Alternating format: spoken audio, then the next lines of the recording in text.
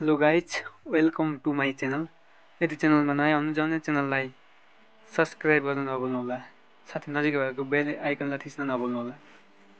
थम्बनेलबाटै थाहा पाइसक्नुभयो, आज चाहिँ म तपाईँलाई दमक स्थित यो बिजनेस कम्प्लेक्स देखाउने छु। आउनुहोस् सँगसँगै कस्तो छ त भिडियोलाई अन्त्यसम्म हेर्नुहोला। म दमक बिजनेस कम्प्लेक्सको बारेमा म सम्पूर्ण डिटेल तपाईँलाई बताउने छु। ठ्याक्क अहिले चाहिँ म उर्लाबारी चोकमा छु। यहाँबाट चाहिँ अलिकति अगाडि दमकपट्टि गएपछि यहाँ बाटोमा यस्तो देख्नुहुन्छ, दमक व्यापारिक कम्प्लेक्स जाने बाटो। यहाँबाट लगभग 5 किलोमिटर जति अगाडि बढेपछि हामी दमकको यो बिजनेस कम्प्लेक्समा पुग्नेछौँ। नझुकिनु होला, मैले तपाईँलाई बिजनेस कम्प्लेक्समै लानेछु। म कुनै चाहिँ जङ्गलमा लगेको होइन, नझुकिनु होला। यो चाहिँ बिजनेस कम्प्लेक्स जाने बाटो हो। तपाईँले अगाडि देख्न सक्नुहुन्छ, यहाँ चाहिँ एकदम खेतीयोग्य जमिन छ। खेतको बिचमा चाहिँ बनाएको छ, एकदम खेतीयोग्य जमिन। साइडमा प्लटिङ पनि छ। प्लटिङ भनेपछि तपाईँले बुझ्नुभयो होला यो के को लागि चाहिँ बनेको भन्ने त। यो बिजनेस कम्प्लेक्स साइडमा प्लटिङहरू छ। यो चाहिँ नेपालकै सबैभन्दा अग्लो चाहिँ यो टावर पनि हो। यो कम्प्लेक्स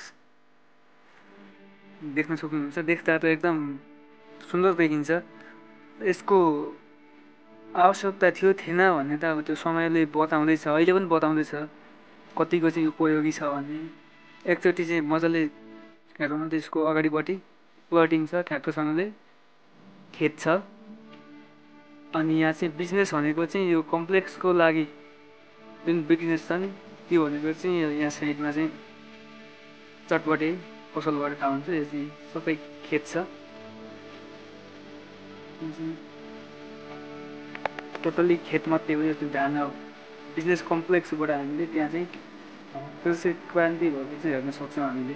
त्यसैको लागि नै बनेको होला सायद यो टावर। आउनुहोस् एकचोटि पछौँ है त कस्तो छ।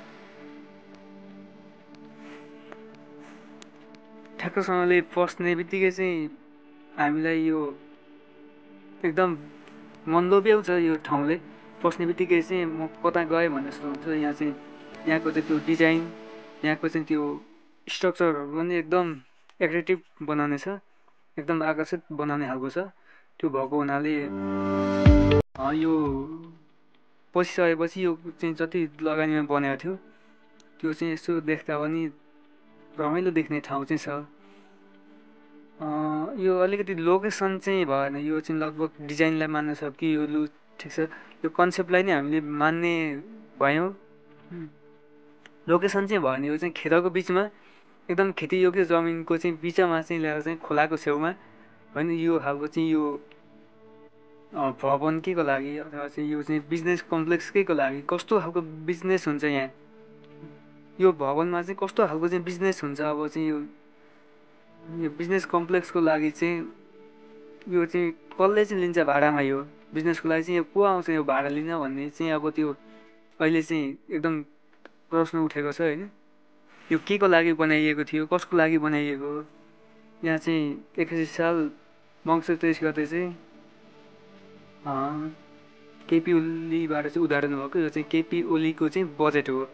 खासमा केपी ओलीको बजेट भन्दा पनि केपी ओलीले चाहिँ लगाइदिएको बजेट हो। यो चाहिँ हामी जनताको बजेट हो।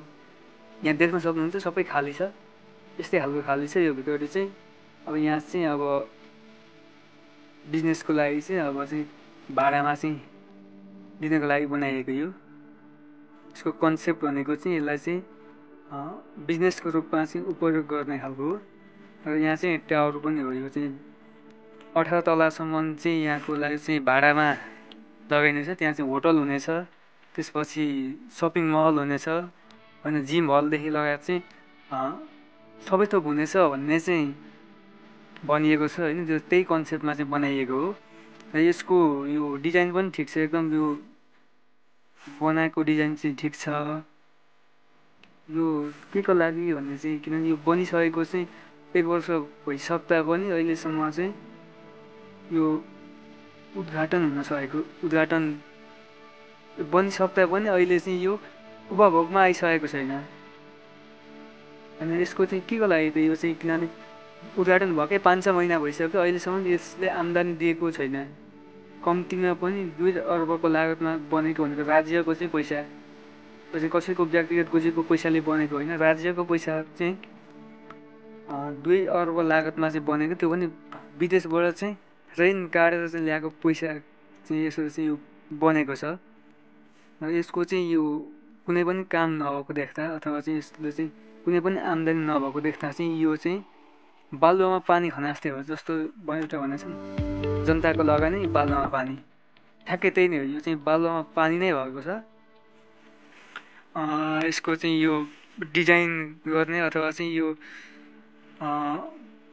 आफूले चाहिँ ठेक्का दिएको मान्छेबाट चाहिँ अलिअलि कमिसन खाने, त्यसपछि यहाँ चाहिँ प्लटिङ भएको चाहिँ जग्गा छ, अनि प्लटिङ गरेको मान्छेबाट चाहिँ अलिअलि खाने, सस्तोमा चाहिँ जग्गा लियो, त्यसपछि अनि यो चाहिँ कम्प्लेक्स बनेपछि अनि महँगोमा चाहिँ बेच्ने भूमाफिया पोस्ने चाहिँ नीति हो जस्तो लाग्छ। यो चाहिँ यो बिजनेस कम्प्लेक्सको चाहिँ एउटै मात्रै उद्देश्य भनेको भूमाफिया पोस्ने उद्देश्य हो।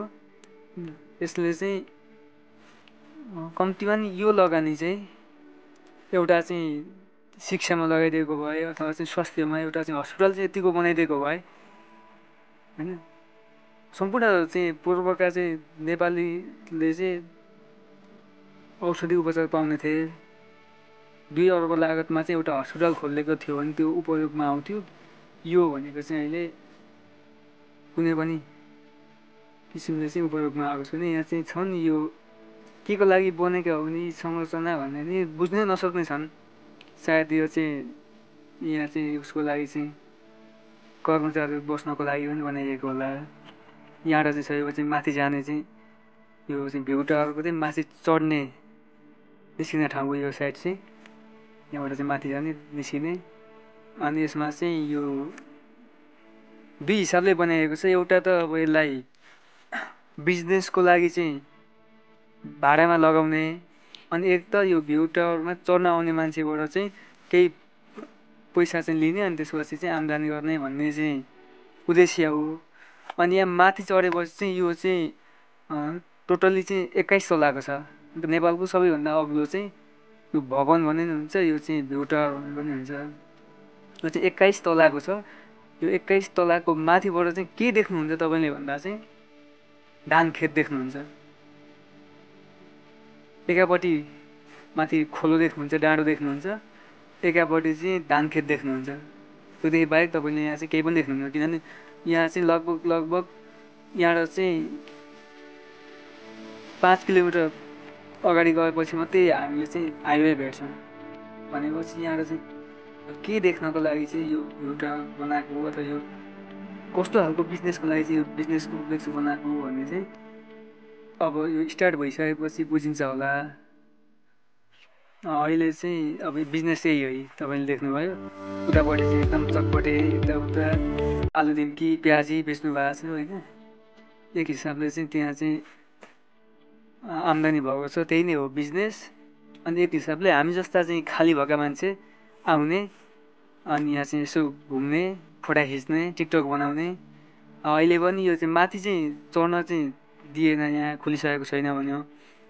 यहाँ चाहिँ फोटा खिच्ने मान्छेहरूको चाहिँ यस्तै भए पनि लगभग दिनमा 100-150 चाहिँ आउनुहुन्छ घुम्नलाई, फोटा खिच्नुहुन्छ। त्यहाँ अगाडि चाहिँ चटपटे खानुहुन्छ, आलु निम्की प्याजी खानुहुन्छ होइन, आलुचप खानुहुन्छ। अनि त्यसपछि त्यो अगाडिको मान्छेहरूको लागि चाहिँ एउटा बिजनेसको चाहिँ यो बनाउनु भएको छ। त्यहाँदेखि बाहेक चाहिँ यो भवनले चाहिँ हामीलाई अहिलेसम्म केही पनि दिएको छैन। 2 अर्ब लगानीले चाहिँ हामीलाई चाहिँ कति फाइदा दियो भन्दा केही पनि दिएको छैन।